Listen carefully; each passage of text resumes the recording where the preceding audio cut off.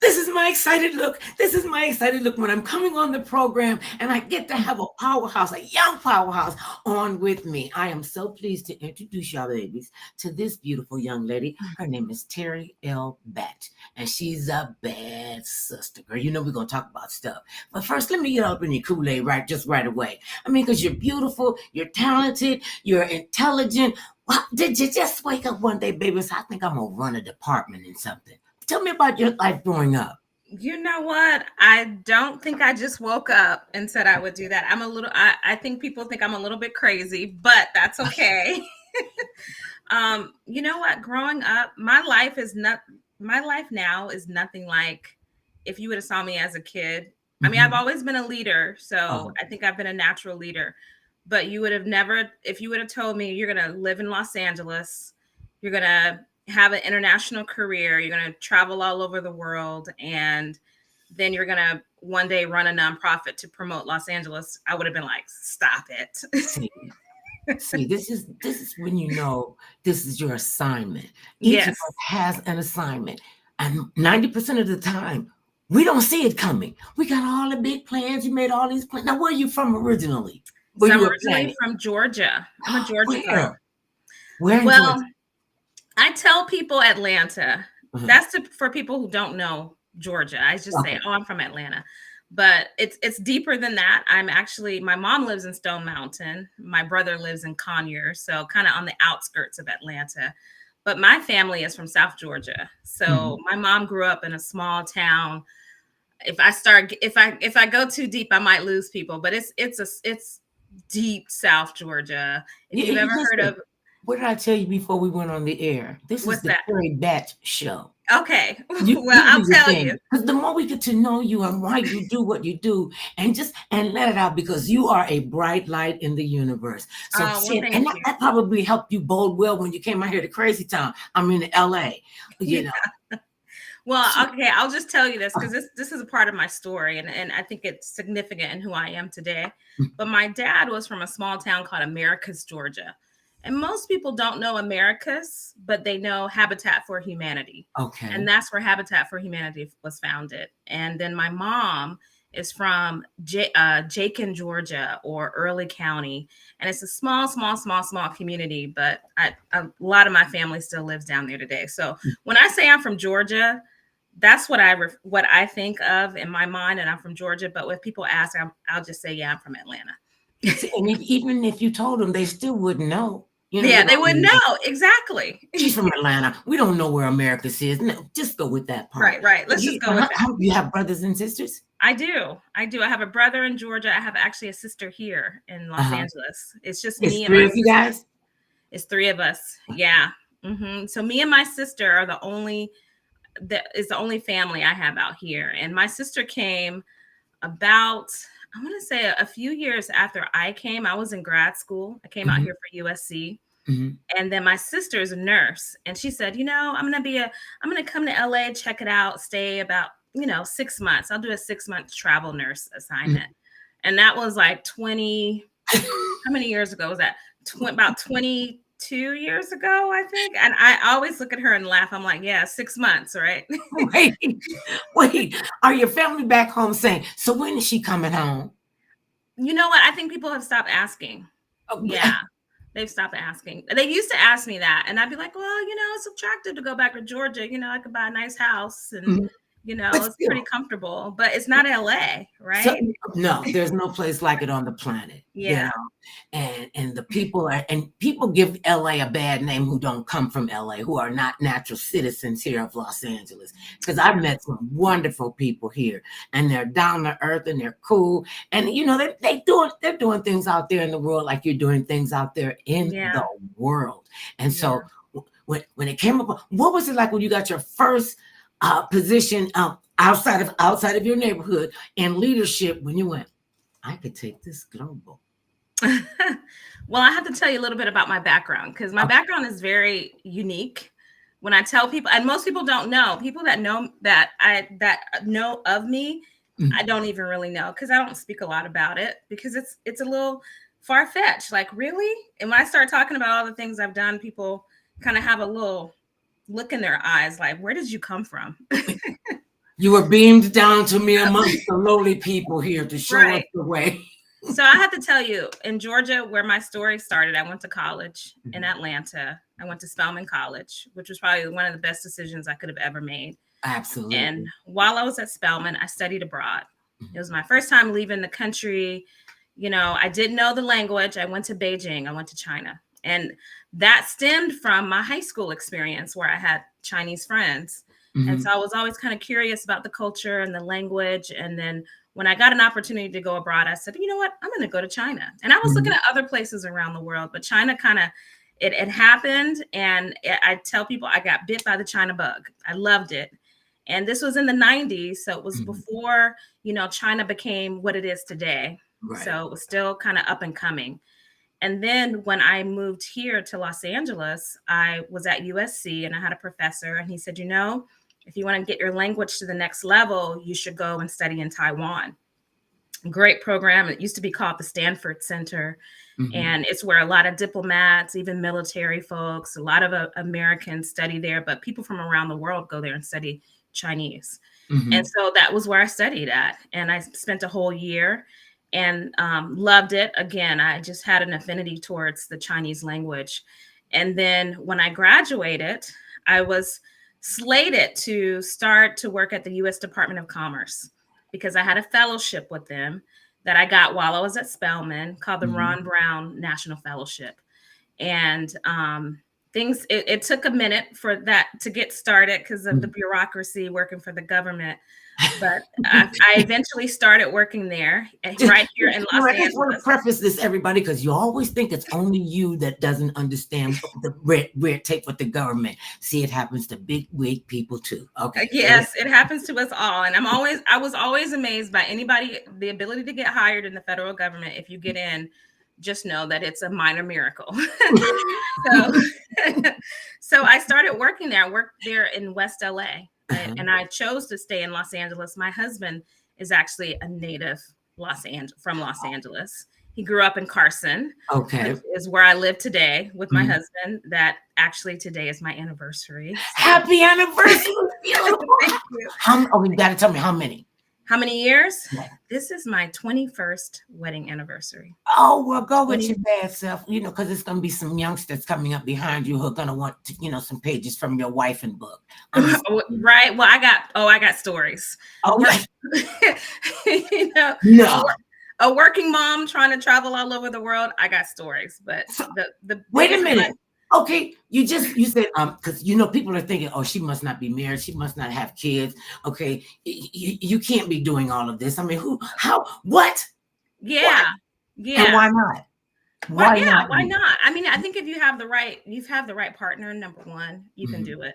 But then also if you have a village. Yeah. And I think what I've had benefited from is having a really good village. I was very intentional about the people around me. I have great friends. My mom is a trooper. Whenever I had to go to China for work or go to DC or go here or go there, my mom would fly to Los Angeles and be with my girls and help my husband out while I was traveling. So, you know, that's how we were able to I'm amazed because now I have my oldest is in college.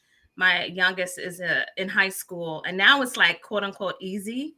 But my mom, they're not fair. It's never going to be easy. Don't fool yourself with that, sweetie. Yeah. No, it's not. No, see. Yeah, it's not easy, but it's easier. Let me just stop you right there. It's easier. Our son is in it. I found out the other day he was 47. I was like, I don't know where that time went. And, you know, and the kids, they go so fast, you know, and it moves so fast. It never goes away. They will find something to call you about. They will find some reason to come home. And then oftentimes it'd be for no particular reason, mommy, because I miss you. I miss you and my dad. You know? Well, I feel that way about my mom, right? I will go home. I was just home this summer and I said, you know what? I think I'm going to spend a couple weeks just because I wanted to be close to my mom, you know? So I get it. And you are so fortunate. Because a lot of motherless adults like we are, and we still moving and we still grooving. And you know, and your mother knows, because they didn't make any junk. They didn't make riffraff people. They put down a solid foundation, and you all paid attention and followed through. We were taught become a viable, productive member of society. When my thought was, I want to wreak havoc and run amok, and that just didn't.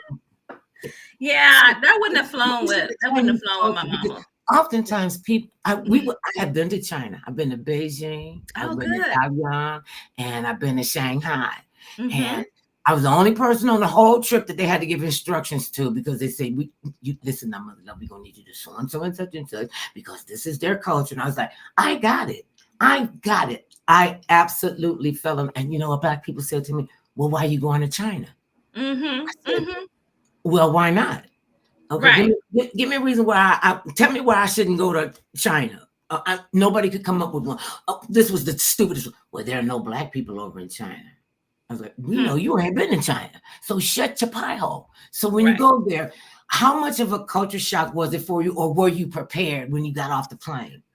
I wasn't prepared, I will tell you, because I had never been out of the country, right?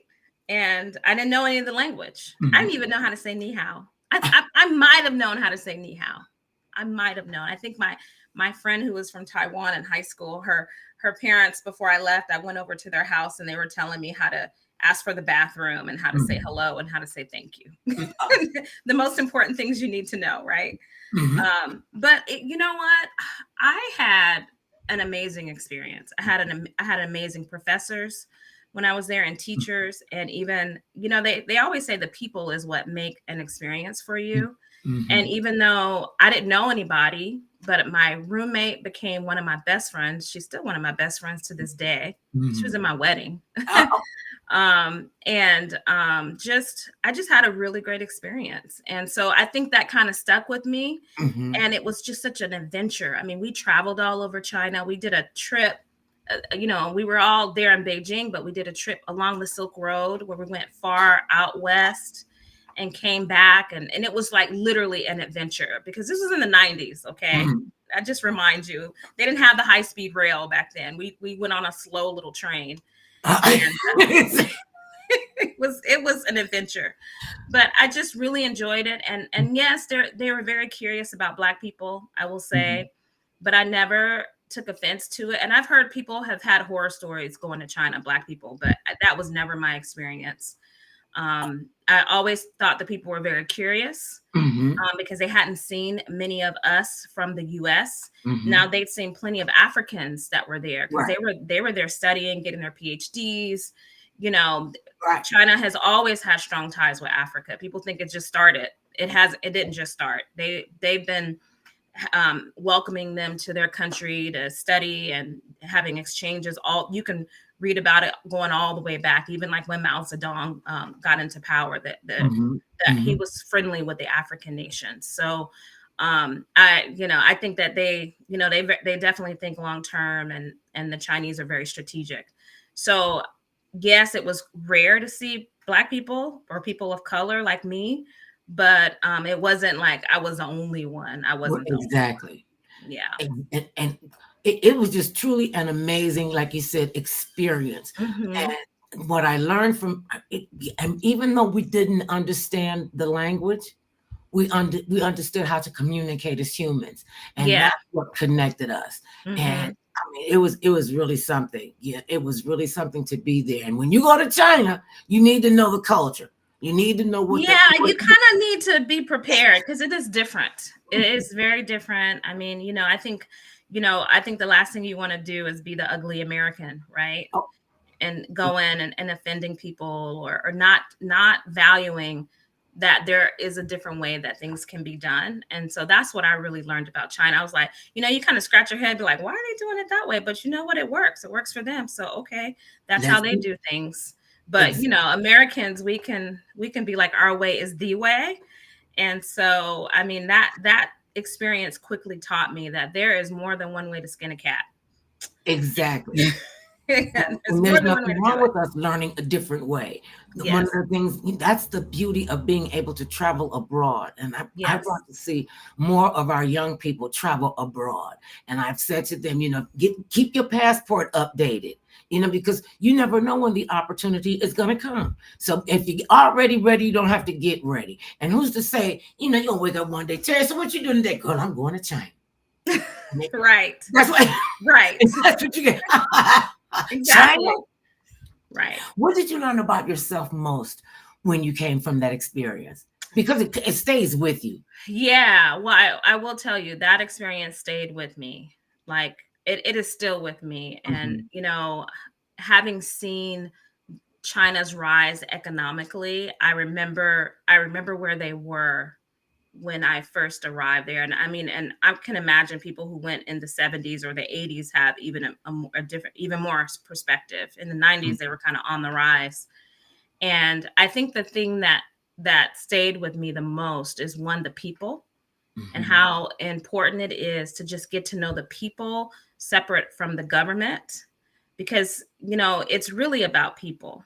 And I think the Chinese people are wonderful people. They can be very just hospitable and just very humble in a way that brings you in. And I think for me, because I in that first experience, I was attempting to learn the language. Mhm. And when you attempt to learn someone else's language or their culture, it could be Chinese, it could be any culture around the world. I think that they hold you in higher regard, and you have a better experience, as opposed to going in, like I said, like the ugly American, being like, well, if you don't speak English, then we can't communicate.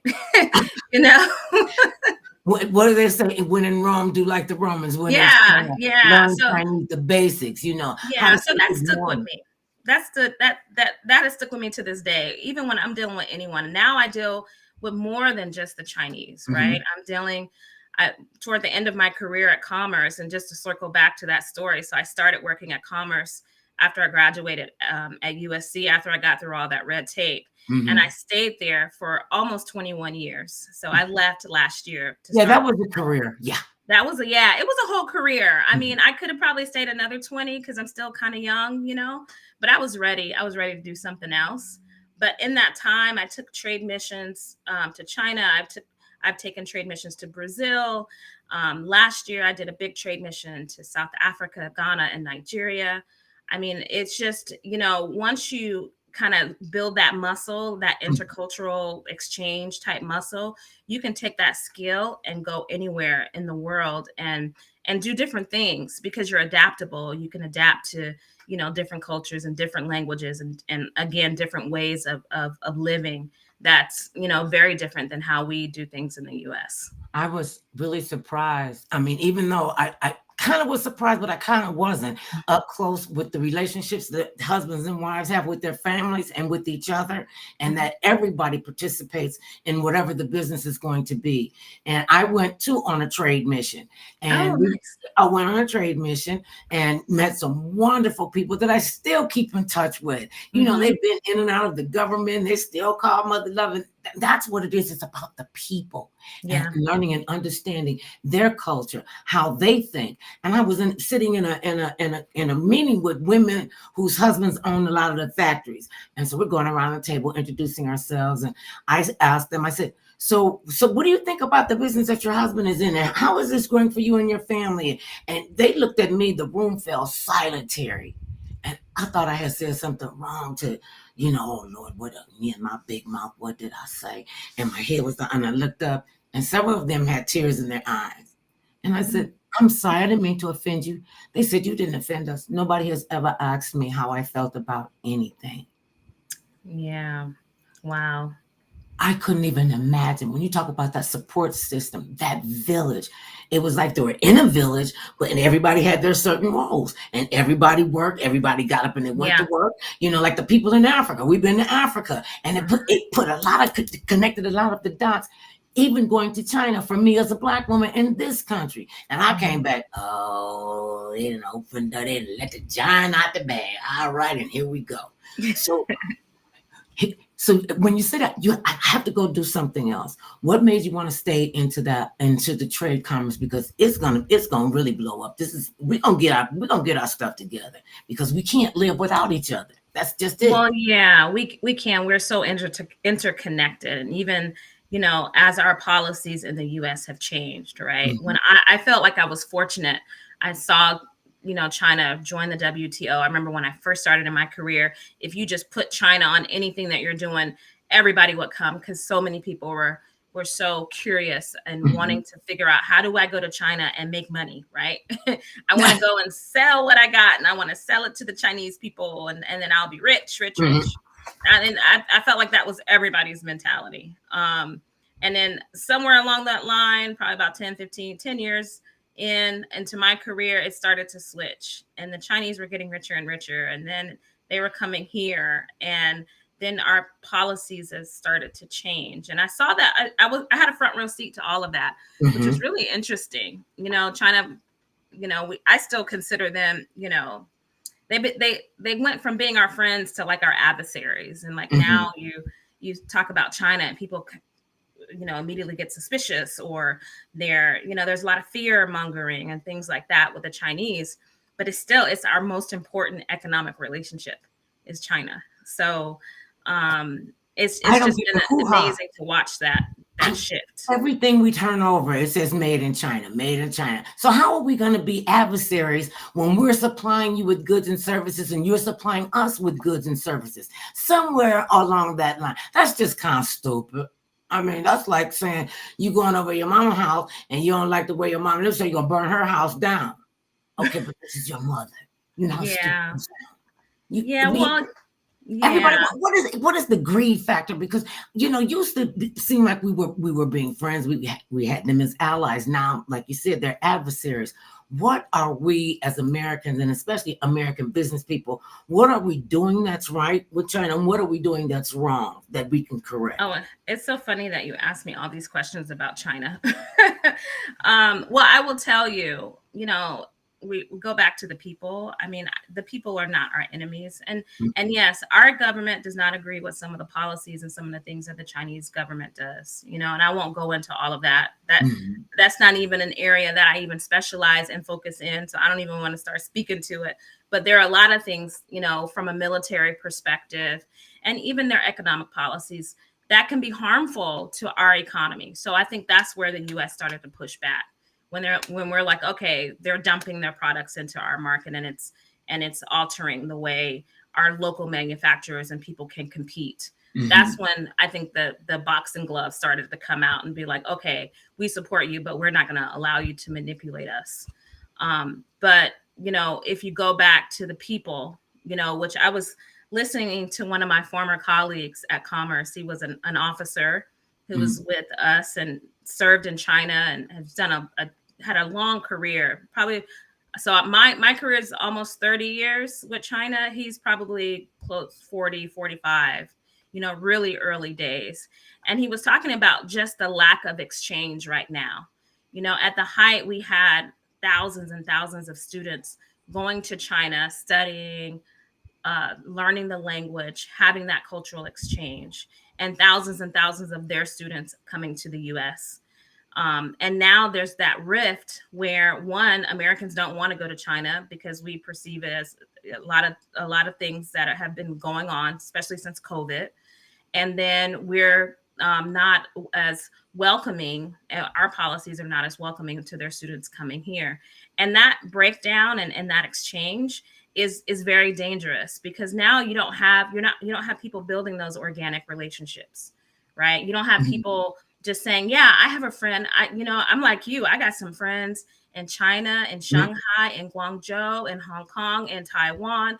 I could, Facebook them or pick up the phone and call them if I'm going to be in town and let them know. And we can connect like we never lost touch, right? But when you don't have that kind of facilitation where people can get to know each other outside of the politics, outside of even business, then that's very dangerous territory. And we're there right now. So we need to figure out, how do you create more opportunities for people to have those exchanges, just so that you can have a relationship. And that's what you're doing specifically, because you built these relationships, and like I know, in any culture, relationships are built. You have to start from a beginning. You just can't jump into a relationship, and think that you're going to act like you've been married 21 years and you just met Bob like 2 weeks ago. It's got to work. And one of the things that, and Americans I think sometimes don't get this when dealing with the Chinese, is understand the culture. They want to do business with people they like. They want to do business with people they can trust. They don't really, honestly, they told me to say, like, we really don't care about whatever product you want. We want to get to know you. And we want Exactly. you to That's get to very know true. us. And they can smell BS a mile away. Unlimited. They got a BS monitor too. Let me tell you. Yeah, they do. They do. And And that's so so true. They do right. business with people they And like. it's like the little things. And to this day, I still do it. Okay, you know how you hand the Chinese your business card, Yeah, both oh, hands. and like both hands, and then we get up, and I didn't even think about something as simple as that. We get a business card to go right in your pocket, go in your purse. You don't even look at the No, person's you name. have to admire it. Like, oh, and look at their title. Oh, Oh, and this feels nice. I like the feel of the. No, seriously, and that's not yeah. BSing because that's important to them. It's Yeah. important that you don't tap them on the top of their. I don't like being tapped on top of my head either. Don't be touching my hair, even if I bought the hair. Don't be touching me. Don't touch my head. You know how Well, we are. that's one of the things you got to look out for in China because they will try to touch your hair. They will. Oh, they will. I told. Listen, and I mean, we met really, really wonderful people in China, and we're excited to go back again sooner rather than later because that's what's going to break down that barrier. That's going to Absolutely. break that disconnect because we connect and reconnect with persons like yourself. Because this is a pretty methodical thing that you're going. Tell us about your organization, Madam CEO and founder. Well, I'm not the founder. I will say that, She but I running am the things off. CEO. Okay, if she But didn't but find it, she running. but you know what? I Okay, do. I'm You know correct. what? I should just go on and claim it. Yeah, I'm the founder because I pretty much had to reinstitute the entire organization. Okay, see, wait a minute. See now. I know some of y'all think I'm crazy, but I do read my information. And you came in and made it what it could have been, what it should have been, and that's why they love you so much. So talk about the organization. So Global LA is where I work now, which is a nonprofit. So I made that leap out of the government into an organization that was set up by the city of Los Angeles. And I think the city of LA had the foresight to know that all of these mega events that are coming to the city, whether it's the World Cup, the Olympics, but then even beyond that, there's the next 10, 15 years in LA is really going to be driven by a lot of sporting and mega events. They wanted to use those that attention that LA will get, and it's already starting. I mean, there's already a lot of excitement building up to 2026 and 2028, but they wanted to use that as an opportunity to promote Los Angeles, to tell our own story, Mm-hmm. and to promote areas of LA that may, from a foreign perspective, if I'm a foreigner and I think Los Angeles, LA has an image. Like you have the Hollywood sign in the back. Every person around the world knows Hollywood. They think LA, Hollywood, and Hollywood. entertainment. And they think Beverly Hills or they Movie might stars, movie flashy cars. stars. Yeah, Right, right. beautiful people. Oh, yeah, Everybody's beautiful, right? everyone. Well, I found that out the hard way. But What a lie there's that so much, was. right? There's Uh, so much more to LA than that, right? And so Global LA was set up to promote Los Angeles to a mhm, foreign audience mhm, and to tell the story and mhm, to show that there's opportunities and places to invest in Los Angeles where people might not even think about. So whether it's looking at the aerospace and defense sector and space technology, clean tech and sustainability, advanced manufacturing, there's all these sectors. Our distribution and transportation, we have the busiest port in North America and one of the busiest airports. We're a gateway and a crossroads between Latin America and Asia. There's all these things that LA has going for itself. So we want to make sure that the world knows those things about LA and that we're attracting businesses in those sectors that will establish themselves here in Los Angeles and also help to bolster our local economy as we welcome the world for all of these different events, which is exciting. But what's the economic impact, right? And the way you have positive economic impact is you're having businesses that are flourishing in our local economy. So that's the role that Global LA is playing in terms of telling the story, mhm. attracting businesses here. And then once they arrive or once they get here or they decide, hey, I want to come to LA, which I'm talking to a, a, a ton of businesses now, there's so much Mhm, interest, mhm, then plugging them into the local business ecosystem. So this is my role is to kind of play as a liaison between the foreign businesses and our local business community, and making sure they know how to contact the folks at, whether it's the chamber or the World Trade Center, or if they need support from the mayor's office, or even at the county level. And because LA is so unique, we have 88 cities that make up LA County. So we have a massive economic region here. And even if you back it out and not just look at LA, but if you look at the region, you have Ventura County, you have San Bernardino, you have Riverside, you have Orange County. I mean, it's massive. Most people don't even realize the size of our economy. When I talk about LA, I talk about, our economy, I think it's LA and Orange County, is somewhere between, it's larger than Indonesia and right between Indonesia and Saudi Arabia in terms of if it was a country. They said the state of California, if it were a nation unto itself, it would be the fifth highest economy in the world. I know, isn't that crazy? And we spending money on just crazy stuff, I'm so glad that you have been willing to come and share your experience and talk to the young people, because a lot of the young people, they listen to Mother Love. They might not like what I say and what I tell them, or we'll get over it.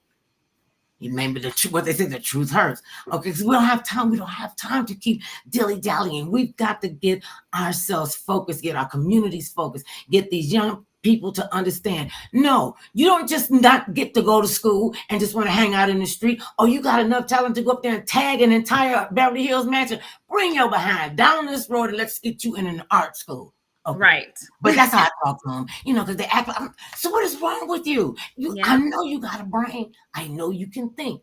And and a lot of kids don't feel like they're being allowed to, let their creativity flow out. They wouldn't probably even know a young woman of color is going all around the world, building these relationships and keeping them cultivated so you can bring business to Los Angeles. We can put them kids to work. Yeah, well, I think people don't understand, especially our young people. They don't understand how much of a global city this is. You don't even have to leave LA. Like, no. I've been able to have an entire global career right here in Los Angeles because the world comes here. Everybody wants to come here. Yeah. If not here, I won't say if or. They want to come to California. They want to come to LA. They want to go to New York. Yeah. And it's not for everybody. Everybody can't, we make it look like it's a breeze. Mother Love and Terri, they're out there in California, Los Angeles, they're looking fabulous. They don't understand the grunt work that has to be done. They don't understand the sleepless nights. They don't understand when you got to get up in the middle of the night and you got a baby and then you got a meeting in the morning, the sucker is stuck there. Why are you telling my business? Stop telling my business. I just had a flashback for you. You in a meeting, you going through your purse to get your good writing instrument. It's not an ink, it's a writing instrument. And what falls out of your pocketbook? A blinky. Or a sock, right? Oh. And they always want to touch you in places. Don't touch me. Little kids are walking petri dishes, and we go through it. We forge ahead. We go through the gauntlet, and they see the end result. What they need to see is the process. And for young people who want to, because y'all gonna have to make some new geniuses. We're cute now, but we're not gonna live forever. These bodies we're gonna be here forever, right? Yeah. Who are we going to train, and what kind of businesses are you looking with Global LA to come and take a chance, come in and get involved? And do you have like a business template for a specific market? Yeah, well, it really does vary. Like I was talking about the different industry sectors, and it's funny you talk about the young people. We've really Global LA was set up with a lot of intention to direct foreign direct investment into underserved communities. Because if a business comes in to say somewhere in South LA or East LA, what they do when they establish themselves there is they bring jobs, they bring opportunity. They have to have somebody to work the business, right? They're not going to bring all the people from their country to our country. That's not how it works. That's why everybody likes foreign direct investment, because it creates a stronger ecosystem and business, a business community. So a lot of the folks that I talk to that are interested in investing here, there's a workforce development component to what they're doing. If they're setting up manufacturing, they got to hire people that know how to manufacture what they're here to build, right? or if they have cutting edge technology, if they're trying to take care of AI, do something in the AI sector or in sustainability or in clean tech, they need to have they have to train people, right, to be able to develop the products that they develop wherever their home country is from. So there's a huge workforce development component to it. So there's that benefit from the foreign direct investment. But then I also want to just point out one of the things that I'm starting to do, and I'm about to send notifications. I want to say early next week. I've been sitting on it for a minute because I had to make sure our money was right. But I'm going to bring on a cohort of interns. And right now I'm a team of one, which is I've been at this for a year, almost a year. Well, no, you got an extra set of hands. However we can do Yes. service, my dear. However we can do it. Well, just you telling this story is so helpful to me. So I really appreciate it. But I want to work with local college students, grad students, give them an opportunity to do work in the international affairs and international arena right here in LA, because there are internships opportunities. Like you can work at the mayor's office, you can work at the port. Where I came from with the Commerce Department, you could get an internship unpaid. But then I'm glad you said that. Right. And most of those are unpaid. I think some of them they've worked out some paid, and mine are going to be paid. But I really want them to get hands-on experience so that if they choose to go into the foreign service, they can say, yeah, well, I did diplomacy right in Los Angeles, because that's what this is. It's diplomacy.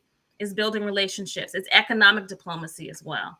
So I want to work with those local college students that are interested in this kind of work and give them some experience, give them hands-on. It's not hard to plug them in because there's a delegation that visits the city, I want to say every week. There are some days I have 4 events to go to in one day because there's the British are over here, the Dutch are over here, and the Japanese are coming. I mean, there's just so many delegations, but that's a great opportunity to get students involved, where students can be in the room where those conversations are being had, and they're also building relationships with people that are coming to the city. And then in the process, they're also helping me with Global LA, where Global LA is about being out there, marketing the city to that foreign audience, telling them about the opportunities, highlighting the neighborhoods. Like they know Hollywood, which Hollywood is a neighborhood of Los Angeles, but do they know Leimert Park? Do they know Boyle Heights? Do they know these other parts of LA that are fabulous parts of the city and that has a rich culture, rich history? But if I'm a foreigner and I come to LA, my immediate thing is, oh, I want to go to Hollywood. Right. So, so just helping to get that word out. It has to be more than just me. I can't be a team of one forever. So I'm starting with interns and giving those exceptionally bright students an opportunity to do this kind of diplomacy locally. And then, they might move and go to DC or join the foreign service, or even like work for a local company here in LA that's doing global business all around the world. But then they will have had that experience, as a student, and give them that perspective of what's possible. And it's all about letting people know what's possible. All things are possible.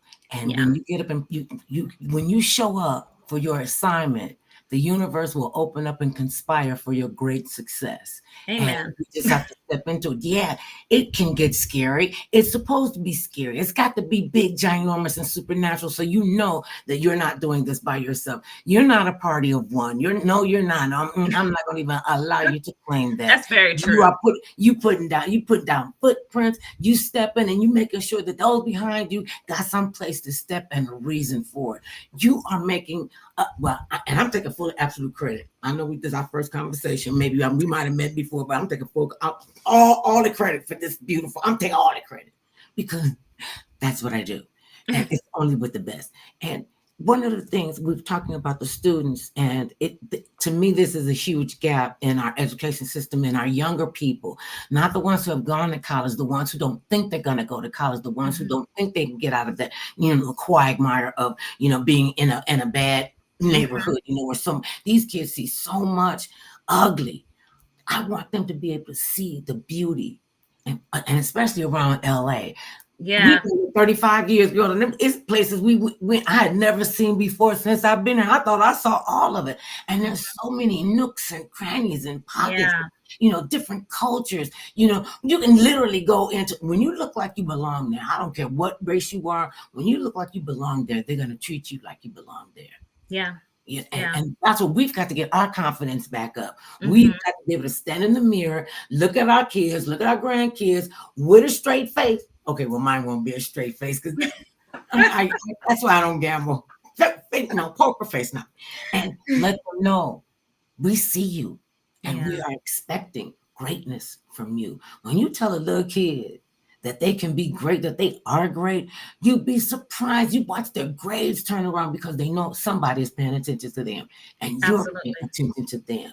When you said you want the brightest coming, because their interns, they too can be teachers for the generation behind them, huh? Absolutely. And I'm glad you pointed out that the kids that say they don't go to college, they're not at USC and UCLA and all of these top tier schools where it seems impossible to get there. But they're still being impacted by international trade and this global economy in which they live. Like I told you, I live in Carson, so I'm not too far from I'm right by Compton, Long Beach, Torrance, and I'm right there kind of in a crossroads. And each one of those places have different reputations and Yeah. different access. I've always gone to schools. I will tell you that I've done this my entire career. I've gone to schools, especially in underserved communities, and I've talked to the kids. And before I had kids, I used to run a program where I taught Mandarin, but I taught it off of Crenshaw. I've taught it like in North Long Beach. I taught it in areas. I actually even had a program in Santa Monica at one point. But I was trying to reach kids and let them know that they could learn Mandarin. And especially when you start young. I started when I was 20 years old learning Mandarin. So I felt like I was definitely behind the eight ball. And I had people in my program when I went to China, they had been learning Chinese in high school and, or their parents had, these jobs where they had traveled all over the world already. And this was my first exposure. So I was really intentional about, okay, I got this opportunity to study in China. I've got to share this with other people. And then even my girls started learning Mandarin before they could even write their names. See, now, see. So it's And good this is to what we do. I reach think out it's been to a them. tapestry.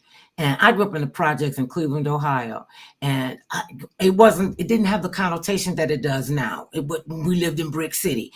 Everybody that owned the business looked like us. So I didn't. Once I ventured out, I was like, "Well, where are the black people? Where's my Uncle June? Where's Auntie? Because I had assumed that all the black people had their own business, the dry cleaners, the grocery store, and everything. And so watching that village, us be surrounded by that village, and that's what's missing. A lot of adults don't want to take the responsibility of getting these kids in check. And a lot of people who have kids don't understand parenting. And just because you get pregnant and have a baby does not make you a parent. Now, that's a job every single day. And earlier today, you said, "Oh yeah, girl, the kids are right. They're gonna take that one out the window." They gotta find a reason, and you want that connection. So many kids, don't even have a connection with their parents. They got all these gadgets and everything. Speaking of gadgets and talking with the young people, what is your take, Miss Batch, on the effects of artificial intelligence and how will we as humans keep our authenticity with the machines? That was a good one, Mother Love. That's a really good question. What is my take? I will just say this, and I will say this too. When I was at Spelman, I was a computer science major. I was telling somebody this today because most people don't even know because I never even actually worked in the computer science field because I was like, I am not going to be programming all day. I can't do that. But I will say, technology is at a point now where you need to adapt or you will get left behind. And, I was hearing all about Chat GPT and Open AI and all these, these different new tools. And I resisted for a long time. But when I got in this position, I was talking to a friend and he said, "Oh, yeah, you can just use Chat GPT. It'll write you a letter like real quick." And I was like, "Oh, my God, I look like a genius. I sound like a genius." Yes. The seconds. That's what's scary to me. It's scary, but it's very useful. I think for young people, it's kind of like using a calculator versus learning how to actually add.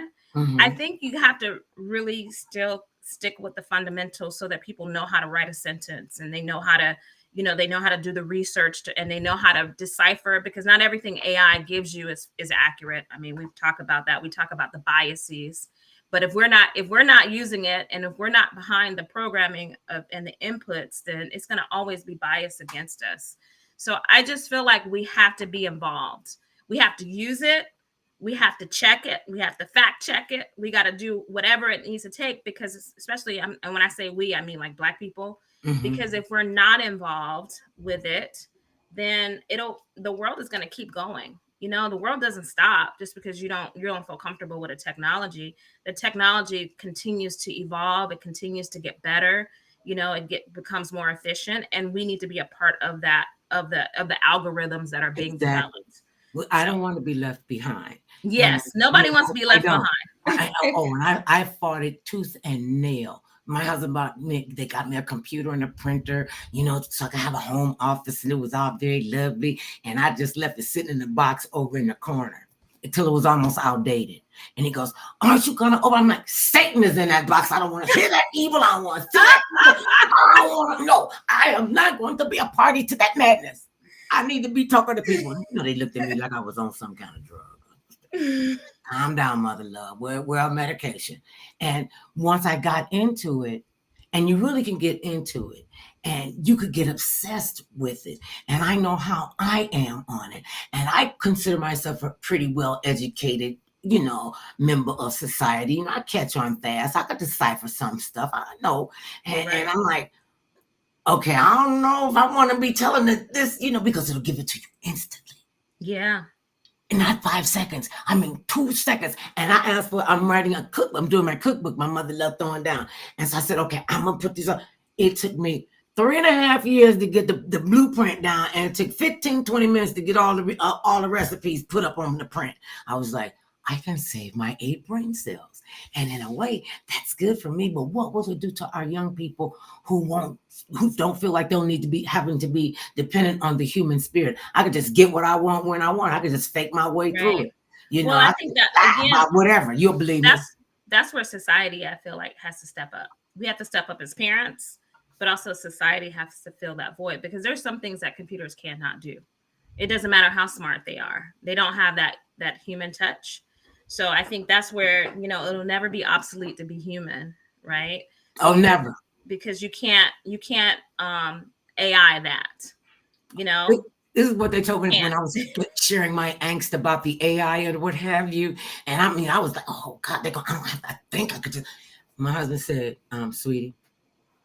So he calls me darling. So darling, how you think that computer gonna come on? You think that computer gonna roll over and plug itself into the wall? I was like, well, now you tell me something simple like that. And it can work really well. I'm concerned about the fact that a lot of our young kids and even the young parents really don't have the emotional wherewithal, the foundation to be able to discern what's really going on AI. I mean, when you think about, the horrific things that you hear about people doing to kids and stuff, that's why we got to give them something to do, something else besides sitting in front of that. You know what I call it? I call it EC. Electronic crack. Yeah, and it is kind of, right? You start looking at the reels. I'm guilty of it too. I was like, isn't that it? Right. I lost my cell phone. Don't know what happened to it. Lost my cell phone. And I was neurotic. Somebody need to, pad me someplace. Everything I had was in that phone. And I was the one that girl, okay, what's so-and-so's address? When is so-and-so's birthday? Okay, they would call me to ask me how to spell a word. They got a dictionary and a thesaurus. So, and then when that went away. I know, we just become like paralyzed, right? And you become so dependent. And I want them to understand it is their responsibility to participate in life's order. You're not here by happen chance. I know people people tell me crazy stuff. I'm like, you don't know what you're talking about. I'm like, yes, I do. You don't want to understand how I listen. That's what your problem is. We have got to stick together. We've got to pool our resources. And that's, what you're doing. You're pulling in these interns. So how many interns are you looking for, and where are you looking to pull them from? Well, I'm starting. Paying attention about the intern. Well, I'm starting with 3. Mm-hmm. And I've been collecting. So this was my strategy. and this is where maybe your show can help me, because I had to fundraise because I didn't want to have interns that were unpaid. So my goal was to start with 6, but I didn't quite meet my fundraising goals to be able to pay them. So I'm starting with 3. Most of these students are from UCLA, and they're from UCLA because one of my board members has a strong connection with their global. They're starting like a global studies program at UCLA, so he's on their board, and a professor sent it out, and I got so many responses from UCLA. But I also target USC because I am a Trojan, and pulling students. And we won't hold that against you. Please don't. But that's hey, every opportunity I have gotten is from a fellow Trojan professionally. And that's the key to relationships again, and sustaining. Relationships are everything. But then I didn't want to just pull, like USC and UCLA, they can suck up all the oxygen in the air, and they're great schools, they're great institutions. But like I said, I live right here in Carson. So I think my next tranche or my next round of interns, I want to be very intentional about pulling from Dominguez Hills. So Dominguez Hills and the Cal States, because they have international trade and international programming as well. But then I don't want to stop there. I want to make sure we're hitting the community college level. And even like I was talking to someone even about the trades, because even you would think, oh, well, they're going to trade school, they're learning a trade, but that even has global implications, right? Especially if we're talking about manufacturing, we're talking about bringing, specific types of industries to Los Angeles. Then we need to tap into the people that are actually doing the work. So I think there's a component there too that we can use to show just the breadth and the depth of all the talent that's in Los Angeles. And that's one of my selling points when people ask me, well, why would a company want to come to LA? It's more expensive here. There's all these different challenges, but there's no place like the talent pool in Los Angeles. So I want global LA to reflect that as well. So we have varying levels of what people's skill sets and what they're able to showcase to a foreign investor to say, yeah, we have people here with those types of skills. So ideally I'll have 30 interns, but I need more people too. I need people to help manage the interns. Well, see, that's why you have to put it out there. And putting it out there. And we want to thank Devin Blaine and the Blaine Group for hooking us up. And I know you guys are doing great things with their organization. And why can't I call it? He gonna smack me in the forehead. Call it the pitch meetings. Oh, are you talking about the Polk Institute? Yeah, see, coming. Yeah, so I sit on the advisory board for the Polk Institute, and they have a. Oh, that's how I got the big cheese. Okay, I knew it was something, not just my winning personality. Yeah, so the Polk Institute is having a pitch competition on October 16th, and it's all women-owned businesses, and that's become an annual thing that they do. It's going to be at the El Segundo Women's Club this year, and it is always an awesome event. It is. The talent. Yes, locked up in there, and even if you don't win, you're in a place where you could present your service, you could present your wares. Yeah. And even if you're not selected this time, you get exposed to so many other. You get exposed to resources, and that's what. If you're a startup, or especially if you're a woman-owned or minority-owned business, you need to understand what the resources are that are available to support you. And a lot of that stuff you can tap into, and it doesn't cost you anything. So I love the work that the Polk Institute does, because it really helps companies develop a plan and a strategy for how they can not only establish themselves, but also have a long-term vision and long-term goal for their company. So I've been involved with that organization for several years now, and I love the work that they do. Love it. So do I. They're really a genuine group of people who want to see us all succeed, and the fact that we could do this collectively. And like I said, it's important that we have these relationships, we start them and we build them and we sustain them. And I want you to know, Miss Terri Batch, that we want to be a resource for you. Thank you. On whatever long as I can go out and probably beg a whole bunch of money for you. I just couldn't ask them to give me a quarter, make a telephone call. But have you done a GoFundMe campaign? I have not. I haven't done a GoFundMe. I mean, what I I think you probably get a really good response. You think so? Because I I don't would think know. so, because I always think GoFundMes are like, you know, your they funerals. just listen. Don't underestimate them. A young kid, 21 years old, just got they did a GoFundMe campaign so he could keep this family of four together after their mother passed away. He's 21 years old, and he's taken over the responsibility of rearing these four children. And they're not babies. They're walking and talking. One of them looked like he probably got a driver's license. And he said, and GoFundMe helped him raise half of what he was asking for, and he's doing That's a really wonderful. great job. So don't sell yourself short. You know what? You're right. Maybe I need to set up an online campaign. I mean, Will you get help me one of with them that? people, get one of them smart people to do it for you. Will Save you your help brain me? cells. Will you get the word out? Because if I set it up, I need I'm to just gonna promote sit here it. and say, I don't know what she gonna do. What I'm gonna do. Of course I would. Okay. Of course I would. I'm gonna work on that, because maybe that'll help me raise the rest of the funds that I need to have the And when you interns think that I about would like other to pay. independent women, other independent minority businesses, you know, Mm-hmm. and I like being like the triple fourple minority. I'm a Black woman, you know. I got a husband. They always want to blame your husband for you, right? How she get that fine husband? What she think? Because I'm a fine woman. Right. Duh. Maybe take a point. Duh. See, and that's what people don't get. People don't get that what they look for in a partner and in a business is someone that they can have a friendship and a relationship with. I am married to my very best friend. Yeah, me too. I would see, and I told him all the time on October. Oh, girl, shut up! You said 21 years. Mm-hmm. 52. Oh, you got me by what, 31 Okay, years? wait a minute. Hey! You don't have to cipher. I know you smart. You don't have to cipher that one. What's wrong with you, woman? I'm sorry. No, you're not. Doing math. So Devin and them honest probably didn't tell you about me, did they? No. I see. This is even better now, isn't it? Isn't this much better? Just to have a conversation, to meet another bright, beautiful entrepreneur who is building on your knowledge and building on your faith. What would be your top three nuggets that you would say to young people about getting into the global market, getting into global LA? Well, for young people, I would say get a passport. Go wherever it is.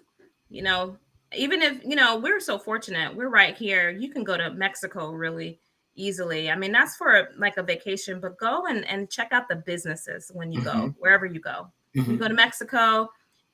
But these young people today I know some sophisticated ones. They'd be like, oh, we're going to Costa Rica for the weekend, or oh yes. They're going, I mean, oh, I did a vacation in Thailand, and I'm like, are you serious? Like, wow. But go. And I find it wonderful, you know, that they go. But when you go, it's good to go for a vacation, but look at the businesses. Look at who's doing business there.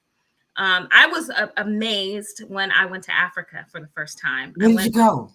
For the first time, I went to Uganda and Rwanda, which I am completely in love with. Completely in love with Uganda. Did you come back a different woman with a different perspective? Absolutely. And you know what? The thing that was striking to me, and my girls were with me, and my husband went with me too. So it was a family trip, even though it was for work for me. I try to always like have them be my plus threes when I go. But I was amazed 90 seconds at who was on the plane, because it was not us. We were not on the plane. And so when you start talking to people and you're like, well, why are you going to and you find out that there's all these people that are doing business. They go there to do business. And so I encourage people to, 1, get a passport, 2, go, and then 3, look at the businesses that are there. Well, I want to tell you what a joy you have been to chat with, to get to know you. Know that you, as long as I'm here, you got a place to land. Your group has a place to land. Your interns, and of course, you know, Devin and Adam, they're going to hook us up. So we're not even concerned about any of that. Yeah, I'm very appreciative of that. Give your website so people can get in touch with you. It's real easy. It's global.la. Oh, well, I can remember global. And then you can also sign up for our newsletter. So we do a newsletter about once a month, and then also follow us on LinkedIn. I'm trying to build up our LinkedIn followership. Okay, stop saying trying to. You doing the doggone thing, girl. You ain't we're building our LinkedIn followers. This actually, I stream this live on my LinkedIn, on Global LA's LinkedIn. So please go and follow the page. And we're trying to put out really good, or we are putting out really great content. She learned so fast. Thank you, my dear. That's Terri Batch, everybody. And remember this, no matter how big or tall, short or small, thick or thin, it matters not what skin you're in. Everybody